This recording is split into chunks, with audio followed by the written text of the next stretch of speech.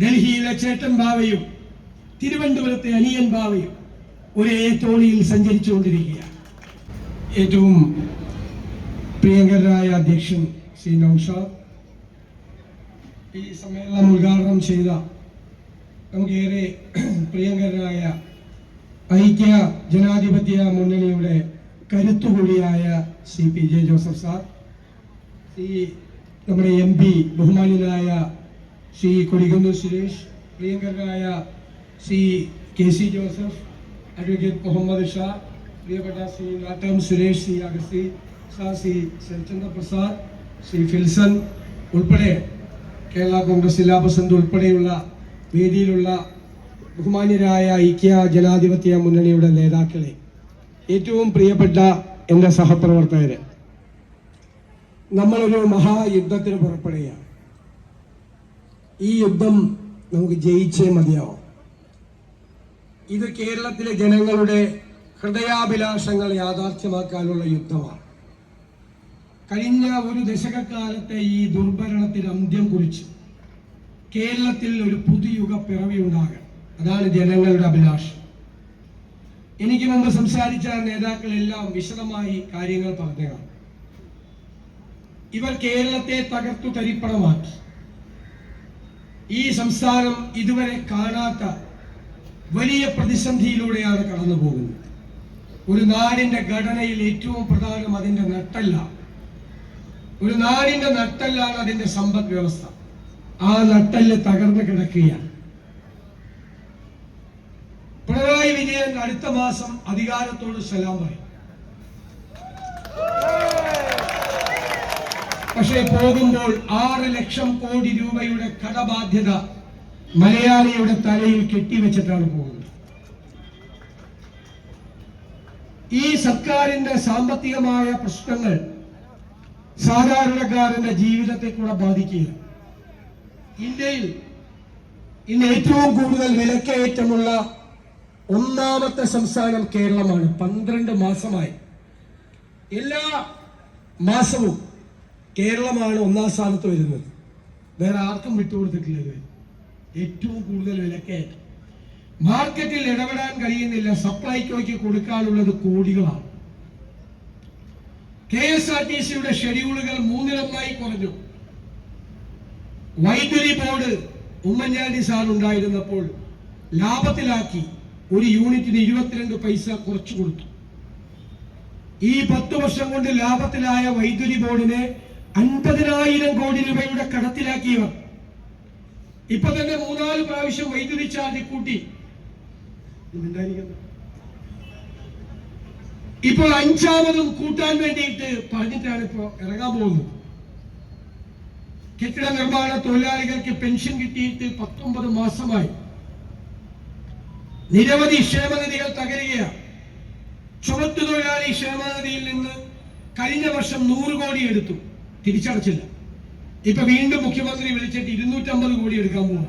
അതോടുകൂടി അതിന്റെ കാര്യത്തിൽ തീരുമാനമാവും. നിരവധി ക്ഷേമനിധികൾ തകരുകയാണ്. ഇതാണ് കേരളത്തിന്റെ സ്ഥിതി. 1 ലക്ഷം കോടിയാണ് ജീവനക്കാർക്കും അധ്യാപകർക്കും പെൻഷൻകാർക്കും കൂടി കൊടുക്കാനുള്ളത്. ഈ ബാധ്യത മുഴുവൻ കേരളത്തിന്റെ തലയിൽ വെച്ചിട്ട് ഇപ്പോൾ പോണ പോക്കിന് വീണ്ടും കടം മേടിച്ച് തെരഞ്ഞെടുപ്പ് പ്രചരണം നടത്തിക്കൊണ്ടിരിക്കുകയാണ് ഇവരെല്ലാം. നിങ്ങൾ അറിയണം, നമ്മൾ ഇനി പ്രതിപക്ഷം മാത്രമല്ല, നമ്മൾ അധികാരത്തിലേക്ക് വരേണ്ട മുന്നണി കൂടിയാണ്. നമ്മൾ അറിയേണ്ട ഒരു കാര്യം, എവിടെയെല്ലാം ഈ ഗവൺമെന്റ് പരാജയപ്പെട്ടു അവിടെയെല്ലാം നമുക്ക് വിജയിക്കാം. എവിടെയെല്ലാമാണ് ഈ ഗവൺമെന്റ് കേരളത്തെ തകർത്തത് അവിടെയെല്ലാം നമുക്ക് നമ്മുടെ കേരളത്തെ പുനരുജ്ജീവിപ്പിക്കണം. അതാണ് ഇനി UDFന്റെ ശ്രമം. അതിനുവേണ്ടി കഴിഞ്ഞ 2 വർഷക്കാലമായി നമ്മൾ കഠിനാധ്വാനം നടത്തുന്നു. നമ്മൾ ഗ്രഹപാഠം ചെയ്യുന്നു. ഇന്ത്യയിൽ ആദ്യമായി ഒരു മുന്നണി തെരഞ്ഞെടുപ്പിനെ നേരിടാൻ കൃത്യമായ പരിപാടികളുമായി ബദലുകളുമായി ഈ കേരളത്തെ രക്ഷിക്കാനുള്ള പദ്ധതികളുമായി വരിക. ഇവര് തകർത്ത സമ്പദ് വ്യവസ്ഥ നമുക്കതിനെ പിടിച്ചെഴുന്നേൽപ്പിക്കണ്ടേ? കൃത്യമായ ധനകാര്യ മാനേജ്മെന്റിലൂടെ കൃത്യമായ ധനകാര്യ മാനേജ്മെന്റിലൂടെ, തന്ത്രപൂർവമായ നികുതി ഭരണത്തിലൂടെ, കാർക്കശ്യം നിറഞ്ഞ നിലപാടുകൾ കൊണ്ട്, ഖജനാവിലെ ചോർച്ച അടച്ചുകൊണ്ട്, നമ്മുടെ സമ്പദ് വ്യവസ്ഥയെ ഉത്തേജിപ്പിച്ചുകൊണ്ട് നമുക്ക് കേരളത്തിൽ ഇപ്പോൾ പൂച്ച പെറ്റുകിടക്കുന്ന ഖജനാവിൽ പണം കൊണ്ട് നിറയ്ക്കണം. വരുമാനം വേണം. അതാണ് ഒരു സ്റ്റേറ്റിന്റെ ആദ്യത്തെ ചുമതല, വരുമാനമുണ്ടാക്കുക. പൂച്ച പെറ്റുകിടക്കുന്ന ഖജനാവുമായി പ്രഖ്യാപനം ചെയ്യുന്ന പ്രസ്താവനയല്ല, ആ പ്രസ്ഥാനമല്ല UDF. ഖജനാവ് നിറച്ചാൽ സാധാരണക്കാരനെയും ഇടത്തട്ടുകാരനെയും ഹൃദയത്തോട് ചേർത്ത് നിർത്തി അവന്റെ സങ്കടങ്ങൾ മാറ്റാൻ, അവന്റെ കണ്ണീരൊപ്പാൻ, അവന്റെ ജീവിത നിലവാരം ഉയർത്താൻ, അതിലൂടെ കേരളത്തെ മാറ്റാൻ UDF ശ്രമിക്കുക തന്നെ ചെയ്യും. നമ്മൾ പറഞ്ഞതെല്ലാം യാഥാർത്ഥ്യമാവുകയാണ്. 1.5 കൊല്ലം മുമ്പ് നമ്മൾ പറഞ്ഞു ആരോഗ്യ കേരളം വെന്റിലേറ്ററിലാണ്. ഇപ്പൊ എന്താ സ്ഥിതി? എല്ലാ ദിവസവും എന്റെ വാർത്തകൾ എന്താ? വയറ്റിൽ കത്രികയാണ് 5 വർഷമായിട്ട്. മറുപടി എന്താ? 60 വർഷം കത്രിക കിടന്നാലും കുഴപ്പമില്ല. ഇവരുടെ ആരെങ്കിലും വയറ്റിലായിരുന്നെങ്കിലോ 60 വർഷം കത്രിക കിടന്നാൽ എത്ര ലാഘവത്വത്തോടു കൂടിയാണ് കൈകാര്യം ചെയ്യുന്നത്. ഞാൻ പാലക്കാട് നെന്മാറയിൽ ഒരു കുട്ടി വീണ് പരിക്കേറ്റു കൈക്ക്. ആശുപത്രിയിൽ പോയതാണ്, നിസ്സാര ചികിത്സയല്ലോ. ചികിത്സിച്ച് കൈ മുറിച്ച് മാറ്റേണ്ടി വന്നു. 4ാം ക്ലാസ്സിൽ പഠിക്കുന്ന കുഞ്ഞ് അമ്മയോട് ചോദിക്കുകയാണ്, അമ്മ എന്റെ കൈ എവിടെ പോയെന്ന്. കേട്ടാൽ നമുക്ക് ചങ്ക് പൊട്ടിപ്പോവും. പക്ഷെ ആ കുഞ്ഞിനൊരു യന്ത്രക്കൈ വെച്ചു കൊടുക്കാൻ പോലും തയ്യാറാകാത്ത ക്രൂരന്മാരുടെ സർക്കാരാണ് കേരളം ഭരിക്കുന്നത്. നമ്മൾ ആലോചിച്ചു നോക്കണം. ഒരു മനസാക്ഷിയുമില്ലാത്തവർ ഈ വെന്റിലേറ്ററിൽ കിടക്കുന്ന ആരോഗ്യ കേരളത്തെ നമുക്ക് ആരോഗ്യവതിയാക്കി കേരളത്തിലൂടെ നടത്തണം.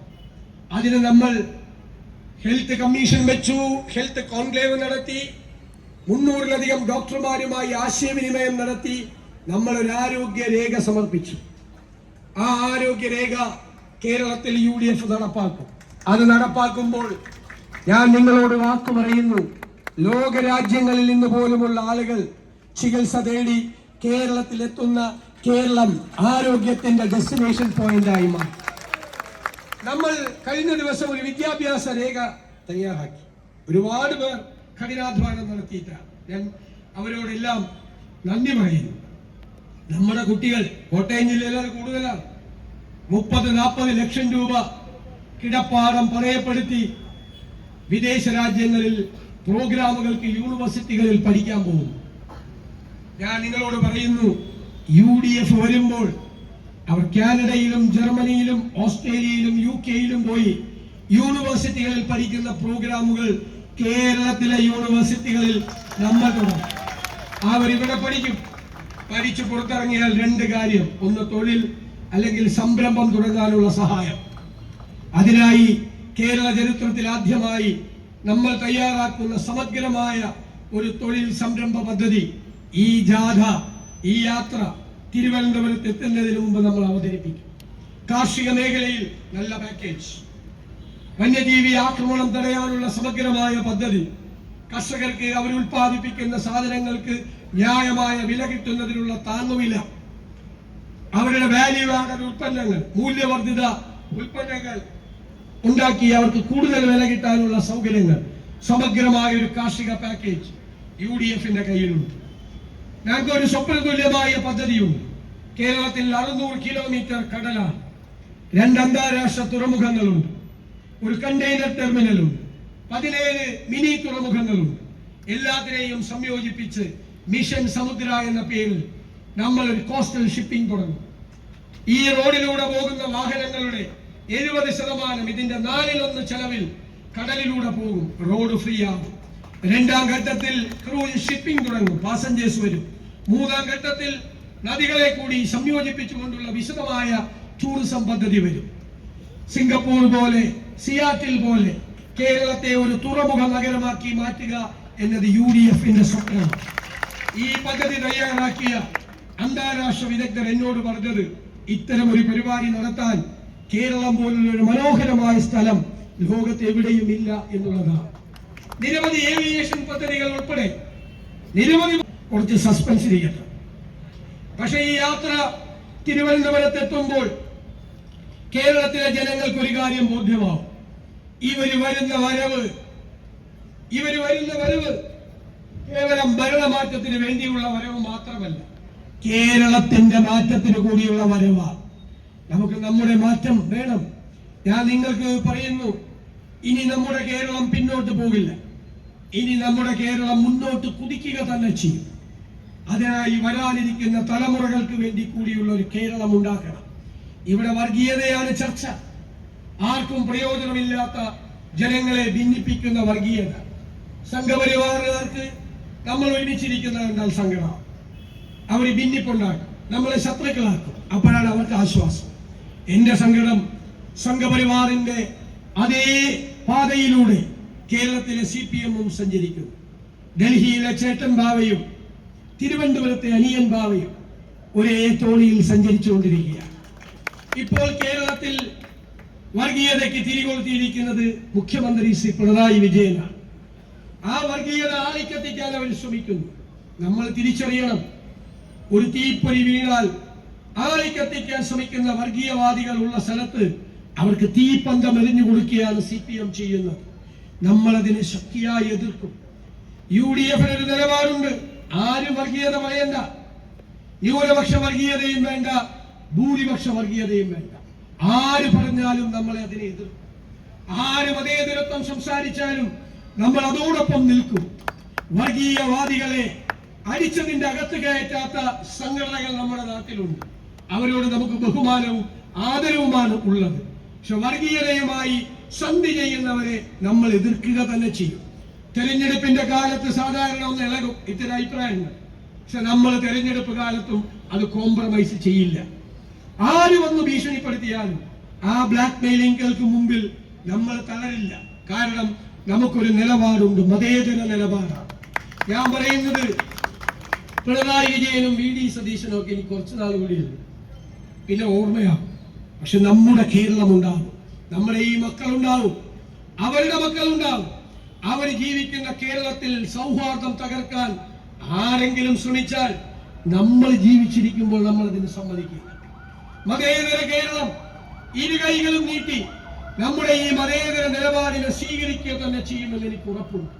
ഈ തെരഞ്ഞെടുപ്പ് കഴിയുമ്പോൾ നിങ്ങൾ നോക്കിക്കോ, ഈ കേരളം തലയെടുപ്പോടുകൂടി നിന്ന് ഈ രാജ്യത്തോട് പറയും, ഇതാണ് ഞങ്ങളുടെ മതേതര കേരളം എന്ന് അഭിമാനത്തോടെ പറയും. അതിലേക്ക് നമ്മൾ കൊണ്ടുപോകണം. ഇവിടെ CPM എന്ന് പറയുന്ന പ്രസ്ഥാനം രാഷ്ട്രീയത്തിൽ അപജയം ഉണ്ടാക്കിയിരിക്കും. അവർക്ക് കൊള്ള ചെയ്താൽ മതി നാട്. കൊള്ള ചെയ്ത് ഇപ്പൊ ചെയ്യാതിരിക്കാൻ മേലാന്നായി. ഇപ്പൊ രക്തസാക്ഷി ഫണ്ട് വരെ തട്ടിപ്പായി. CPM-ന് ഇപ്പോ രക്തസാക്ഷികൾ ഉണ്ടാകുന്നത് ലോട്ടറി അടിക്കുന്ന പോലെ. അവരുടെ പേരിൽ ഫണ്ട് പിരിവാ. നിങ്ങൾ പയ്യന്നൂരിൽ കണ്ടു, കൊച്ചിയിൽ കണ്ടു, തിരുവനന്തപുരത്ത് കണ്ടു. തിരുവനന്തപുരത്ത് വിഷ്ണു എന്ന് പറയുന്ന CPM-ന് വേണ്ടി രക്തസാക്ഷിയായ ഒരു ചെറുപ്പക്കാരൻ, അവന്റെ കുടുംബം മുഴുവൻ കോൺഗ്രസ് ചേർന്നു. രക്തസാക്ഷികളുടെ കുടുംബത്തിന് പോലും ഇഷ്ടമില്ലാത്ത വൃത്തികെട്ട പാർട്ടിയായി കേരളത്തിലെ CPM മാറി. ശബരിമലയിൽ നിങ്ങൾ കണ്ടില്ലേ, അയ്യപ്പന്റെ സ്വർണം കവർന്നതിന് 3 പ്രധാനപ്പെട്ട നേതാക്കന്മാർ ജയിലിൽ കിടക്കുകയാണ്. ജയിലിലാണ്. സ്വർണം മാത്രമല്ല മോഷ്ടിച്ചത്, അയ്യപ്പന്റെ ശ്രീകോവിലിന്റെ മുന്നിലുള്ള അതിമനോഹരമായ സ്വർണത്തിൽ പൊതിഞ്ഞ ദ്വാരപാലക ശില്പം അങ്ങനെ തന്നെ എടുത്തുകൊണ്ട് പോയി ഒരു കോടീശ്വരന് വിറ്റു. അയാളെ പറ്റിച്ചു. അയാൾക്ക് അറിയില്ലല്ലോ ഇത് കള്ള മുതലാണ്. കോടികൾ വാങ്ങിച്ചു. എന്നിട്ട് കോടതി പറയാണ്, അതേ മോഡലിൽ എത്ര കള്ളന്മാരാണ്, ചെമ്പിൽ ഒരു വ്യാജ മോൾഡിൽ അതേ സാധനം ഉണ്ടാക്കി എന്നിട്ട് അതിൽ പൂശി അവിടെ കൊണ്ട് വെച്ചിരിക്കുകയാണ്. ഇതാരും പറഞ്ഞില്ല. ആര് പറഞ്ഞു? 2019 നടന്നത്. ആര് പറഞ്ഞില്ലെങ്കിൽ കള്ളന്മാരെന്ത് ചെയ്യും? വീണ്ടും കക്കും. 2024 വീണ്ടും കക്കാൻ ശ്രമം നടന്നു. വീണ്ടും പൂശണം എന്ന് പറഞ്ഞാൽ വീണ്ടും കക്കണമെന്നാണ് അതിന്റെ അർത്ഥം. അപ്പൊ കോടതി ഇടപെട്ടു. ഞാൻ കരുതുന്നത് സാക്ഷാൽ അയ്യപ്പൻ തന്നെ ഇടപെട്ടെന്നാണ്. കാരണം അദ്ദേഹത്തിന് മനസ്സിലായി, ഇവന്മാർ ഈ പോക്ക് പോയാൽ അയ്യപ്പന്റെ തങ്ക വിഗ്രഹം വരെ അടിച്ചു മാറ്റും. ഇതല്ലേ സ്ഥിതി. അത് കഴിഞ്ഞു. ഈ 3 നേതാക്കന്മാർക്കെതിരായി ഒരു അച്ചടക്ക നടപടി പോലും എടുക്കാത്ത പാർട്ടിയാണ് CPM. അയ്യപ്പന്റെ സ്വരം പേടിയാണ്. അവര് വല്ലതും പറഞ്ഞാൽ ഇപ്പൊ നടക്കണ പലരും അകത്തു പോകും. വീണ്ടും നേതാക്കന്മാർ, അതിനേക്കാൾ വലിയ നേതാക്കന്മാർ അകത്തു പോകും. ഭയമാണ് അവർക്ക്. അത് കഴിഞ്ഞ് ഒരു ദിവസം പെട്ടെന്ന് ബഹുമാന്യനായ മുഖ്യമന്ത്രിക്ക് പിണറായി വിജയന് പെട്ടെന്ന് ഒരു അയ്യപ്പ ഭക്തി. ഞാൻ തന്നെ ഞെട്ടിപ്പോയി, എന്താണത്? ആഗോള അയ്യപ്പ സംഗമം, അയ്യപ്പനേക്കാൾ വലിയ പണം വെച്ചിരിക്കുകയാണ് പിണറായി വിജയന്റെ. കഴിഞ്ഞ ആഴ്ചയാണ് മനസ്സിലായത്, മുഴുവൻ തട്ടിപ്പായിരുന്നു, കണക്ക് ചേരുന്നില്ല. 600 പേരാണ് പരിപാടിയിൽ പങ്കെടുത്തത്. 600 പേര് പങ്കെടുത്ത പരിപാടിയുടെ ചെലവ് എത്രയാണ്? 12 കോടി. എല്ലാ കള്ളക്കണക്ക് എഴുതിക്കൊണ്ടിരിക്കുക. എന്താ കള്ളക്കണക്ക്? 600 പേര് പങ്കെടുത്ത പരിപാടിയിൽ ഭക്ഷണം കഴിച്ചത് 3000 പേര്, പ്രഭാത ഭക്ഷണം. ലഞ്ച് കഴിച്ചത് 4000 പേര്, അത്താഴം കഴിച്ചത് 5000 പേര്. അവിടെ കൊണ്ടുവന്ന കിടക്ക വരെ അടിച്ചു മാറ്റി. നന്ദഗോപ ഭജന സംഘം അവിടെ ഗാനമേള നടത്തി 8 ലക്ഷം രൂപ. ഗാനമേള ട്രൂപ്പ് പറയുന്നത് ഞങ്ങൾ ആ ജില്ല പോലും പോയിട്ടില്ലെന്നു. അതൊക്കെ കള്ളക്കണക്ക് എഴുതി വെക്കുക. അപ്പൊ ഞാൻ ഇവരോട് നമ്മുടെ മിനിസ്റ്ററോടൊരു കഥ പറഞ്ഞു. കൊല്ലത്ത് CPM ഭരിക്കും, ഇപ്പൊ നമ്മളാ ഭരിക്കുന്ന കോർപ്പറേഷൻ. ഒരു ഫെസ്റ്റിവലാണ്, അപ്പൊ ഒരു കുതിരയെ കൊണ്ടുവന്നതിന്റെ ഒരു കണക്കുണ്ടാക്കി. കുതിരയെ കൊണ്ടുവന്നത് വാഹനത്തിലല്ലേ, അപ്പൊ വൗച്ചർ എഴുതി മേടിക്കണം. വാഹനത്തിന്റെ വൗച്ചറിൽ വാഹനത്തിന്റെ നമ്പർ എഴുതണം. നമ്പർ എഴുതി കുതിരയെ കൊണ്ടുവന്ന വാഹനം ഓഡിറ്റുകാർ പരിശോധിച്ചപ്പോ കുതിരയെ കൊണ്ടുവന്ന വാഹനം ഏതാണെന്നറിയാം? മാരുതി 800. മാരുതി 800ൽ കുതിരയെ കൊണ്ടുവന്ന വിദ്വാന്മാരാണ് അയ്യപ്പന്റെ സ്വർണ്ണം അടിച്ചു മാറ്റിയത്. കമന്ന് വീണാൽ കാൽപ്പണവുമായി പൊങ്ങുന്ന കൊള്ളക്കാരുടെ സർക്കാരാണ്. അതാണ് മെയിൻ പരിപാടി. എന്നിട്ട് ഇപ്പൊ പ്രഖ്യാപനങ്ങളാണ്. എന്തൊരു തുണിക്കെട്ടിയാണ്. വിഴിഞ്ഞം തുറമുഖം കൊണ്ടുവന്നത് ഞങ്ങളാണ്. ആ ഉമ്മൻചാണ്ടി സാർ KCR മന്ത്രിസഭയിലുണ്ട്, PG ഉണ്ടായി. ഇത് പ്രഖ്യാപിച്ചത് വിഴിഞ്ഞം തുറമുഖം ഉമ്മൻചാണ്ടി. അന്ന് ഈ പിണറായി വിജയൻ പറഞ്ഞ വാക്കെന്താണെന്നറിയോ? 6000 കോടി രൂപയുടെ റിയൽ എസ്റ്റേറ്റ് കച്ചവടമാണ്. ഈ ദേശാഭിമാനി പത്രത്തിന്റെ ഫ്രണ്ട് പേജ് എന്തായിരുന്നല്ലേ? കടൽ കൊള്ള. അത് പൂർത്തിയായപ്പോ അതിന്റെ ക്രെഡിറ്റ് എടുക്കുക. 8 കാലം മമ്മൂഞ്ഞ് തോറ്റു ഇവരുടെ മുമ്പിൽ. സ്ഥലമാണ് ചങ്ങനാശ്ശേരി എന്ന് ഞാൻ നന്ദിപൂർവ്വം ഓർത്തു. ഇപ്പോഴും ആ ഒരു സമരത്തിലാണ്. ആ സമരത്തെ ഞാൻ ഒരിക്കൽ കൂടി അഭിവാദ്യം ചെയ്യുന്നു. ഒരു കാരണവശാലും കേന്ദ്രം അനുമതി കൊടുത്താലും ഇപ്പോഴത്തെ ഈ ഏറെ വരാൻ നമ്മൾ ഒരിക്കലും സമ്മതിക്കും. ന്യായമായ വികസനത്തിന്റെ കൂടെ നമ്മൾ നിൽക്കും. നമ്മൾ ഏതിനെ എതിർത്തിരിക്കുന്നത് എല്ലാ കാര്യത്തിന്റെയും കൂടെ ഉണ്ടാകും. ഇവര് പ്രഖ്യാപനങ്ങൾ മാത്രമാണ്. ഞാൻ പറഞ്ഞല്ലോ, പൂച്ച പെറ്റ് കിടക്കുന്ന ഖജനാവ് വെച്ചുകൊണ്ട് പ്രഖ്യാപിക്കുകയാണ് ചുമ്മാ. ഞങ്ങൾ ഇടുക്കി ചെന്നപ്പോ പിണറായി വിജയൻ കട്ടപ്പന ബസ് സ്റ്റാൻഡിൽ പോയി പ്രഖ്യാപിച്ചു 12,000 കോടി രൂപയുടെ പാക്കേജ്. ഇടുക്കി ഇപ്പൊ ദുബായി ആയി പോയത്. അത് കൊടുത്തിരുന്നെങ്കിൽ 20 കോടി പോലും കൊടുത്തില്ല. 12,000 കോടിയുടെ പാക്കേജ്. ഇവരുടെയൊക്കെ വാക്കും പഴയ ചാക്കിന് ഒരേ വിലയാണ്. പഴയ ചാക്കിന് അതിനേക്കാൾ കൂടുതൽ വിലയാണ്. ആവശ്യമുണ്ട്. അതുകൊണ്ട് ഈ വാക്കുകൊണ്ട് ഒരു ആവശ്യമില്ല. അതുകൊണ്ട് ഇവര് പ്രഖ്യാപനങ്ങളുമായി വരുമ്പോ പറഞ്ഞേക്കണം, നിങ്ങൾക്കൊരു വിശ്വാസ്യതയില്ല. ഞാൻ അവസാനിപ്പിക്കുക. ടീം UDF 100-ലധികം സീറ്റുമായി അധികാരത്തിലേക്ക് തിരിച്ചു. അപ്പൊ എന്റെ ചോദ്യം, ചങ്ങനാശ്ശേരിയിൽ ഒരു UDF MLA ഉണ്ടാവില്ലേ? ഒന്നും കൂടി ഉറപ്പ് പറഞ്ഞു. ആ ഉറപ്പ് സ്വീകരിക്കുന്നു നിങ്ങൾ. ഞാൻ ചങ്ങനാശ്ശേരിയിൽ ഒരുപാട് പരിപാടിക്ക് വന്നിട്ടുണ്ട്. 10-20 വയസ്സുള്ളപ്പോ തൊട്ട് ഞാൻ യൂണിവേഴ്സിറ്റി ഉള്ളപ്പോ തൊട്ട് ചങ്ങനാശ്ശേരി വരുന്ന. പക്ഷേ ഇത്ര ഒരു വലിയ സ്വീകരണം ഞാൻ കണ്ടിട്ടില്ല ചങ്ങനാശ്ശേരി. എന്നെ അത്ഭുതപ്പെടുത്തി ചങ്ങനാശ്ശേരിയിൽ സ്വീകരിക്കാൻ നിന്ന പരിപാടി. എനിക്ക് നന്ദി പറയാൻ വാക്കുകളില്ലാതെ ഞാൻ നിർത്തുന്നു. നമസ്കാരം. ചങ്ങനാശ്ശേരി പൗരാവലിക്ക് വേണ്ടി നമ്മുടെ പ്രിയപ്പെട്ട നഗരപിതാവ് ശ്രീ ജോമി ജോസഫ് ബഹുമാന്യനായ പ്രതിപക്ഷ നേതാവിനെ പൊന്നാട അണിയിച്ച് ആദരിക്കുന്നു, ഉപകാരം നൽകുന്നു. ബഹുമാന്യനായ ശ്രീ പ്രതിപക്ഷ നേതാവിനും ശ്രീ കൊടിക്കുന്നിൽ സുരേഷ് മതമൈത്രിയുടെ നാടായ ചങ്ങനാശ്ശേരിയിലെ മതേതരത്വത്തിന്റെ പ്രതീകമായി ശ്രീ വർഗീയതയ്ക്കെതിരായ കരുത്തുറ്റ പോരാളി VD സതീശ്വര ശ്രീ KPCC മെമ്പർ അജീസ് ബെൻ മാത്യൂസ് ഉപകാരം നൽകുന്നു. സ്നേഹം നിറഞ്ഞവരെ, പുതിയ യാത്രയ്ക്ക് വിസ്മയവുമായി ചങ്ങനാശ്ശേരി UDF കഴിഞ്ഞ കാലങ്ങളിൽ 25 വർഷക്കാലമായി